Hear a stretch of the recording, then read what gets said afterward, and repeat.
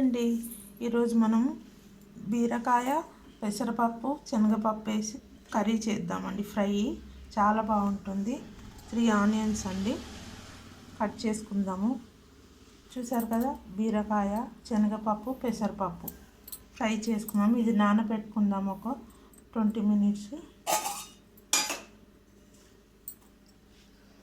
ఇది నానే వరకు మనం ఇది పీల్ చేసుకొని ఆనియన్ కూడా కట్ చేసి పెట్టుకుందామండి. తర్వాత చూద్దాము ప్రాసెస్. ఆనియన్స్ కట్ చేసుకున్నామండి, 3 ఆనియన్స్. ఇప్పుడు పీల్ చేసేసాం, బీరకాయ కట్ చేసుకుందాము. ఇప్పుడు కడాయి పెట్టుకుందామండి. ఆయిల్ వేసుకుందాము, ఒక పావు.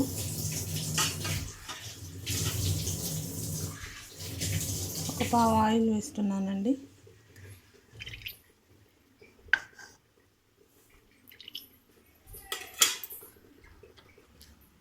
ఆయిల్ హీట్ అయిపోయిందండి. ఆవాలు జీలకర్ర వేసుకుందాము. ఆవాలు జీలకర్ర. ఇప్పుడు ఆనియన్స్ వేసుకుందామండి. కరివేపాకు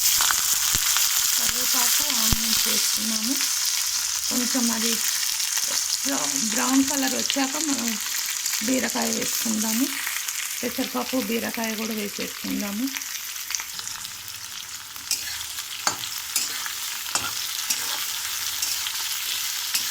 బ్రౌన్ కలర్ వచ్చే వరకు ఫ్రై చేసుకుందామండి ఆనియన్స్.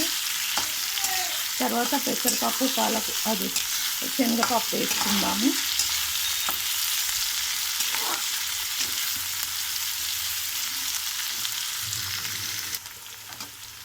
ఇప్పుడు మనం శనగపప్పు కందిపప్పు వేసుకుందామండి.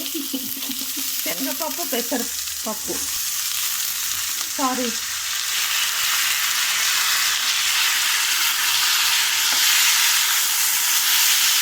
ఒక 2 మినిట్స్ తర్వాత బీరకాయ వేసుకుందామండి. కొద్దిగా పసుపు వేసుకుందాము. 2 మినిట్స్ తర్వాత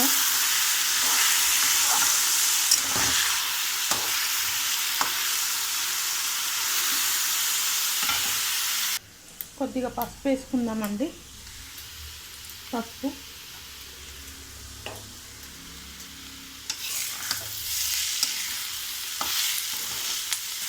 2 మినిట్స్ అయింది కదండి. ఇప్పుడు మనం బీరకాయ వేసుకుందాం. ఇందులో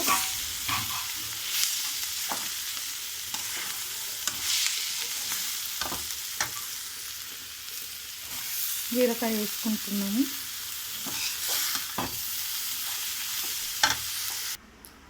చూద్దామండి, 2 మినిట్స్ అయింది.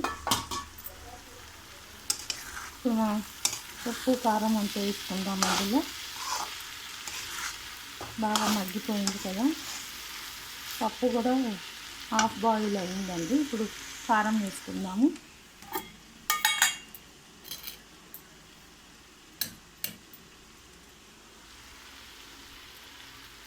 వన్ అండ్ హాఫ్ వేస్తున్నానండి. 1.5 వేసాను. రుచికి సరిపడా సాల్ట్ వేసుకుందాము.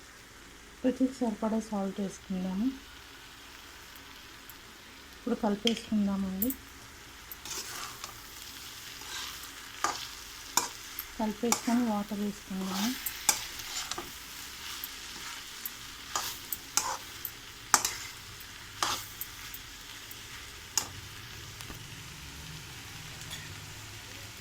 వాటర్ వేసుకుంటున్నామండి. కొంచెం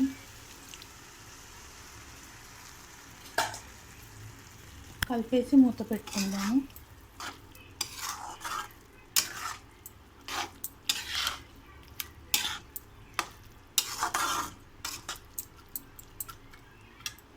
మూత పెట్టుకుందామండి. ఒక 10 మినిట్స్ తర్వాత చూద్దామండి.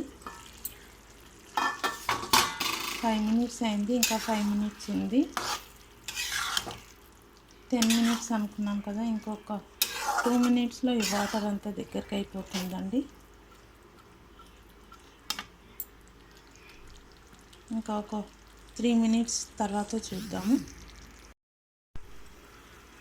మన బీరకాయ శనగపప్పు కర్రీ అయిపోయిందండి. ఫ్రై చూసారు కదా, ఫ్రై అయిపోయిందండి. ఇలా పప్పులు ఉండాలండి. అప్పుడే బాగుంటుంది తినడానికి. స్టవ్ ఆఫ్ చేసేసుకుందాము. బీరకాయ శనగపప్పు కర్రీ రెడీ అండి. ఇలానే మీరు కూడా చేసి వెరైటీ డిష్ చేసి ట్రై చేసి చూసి తినండి.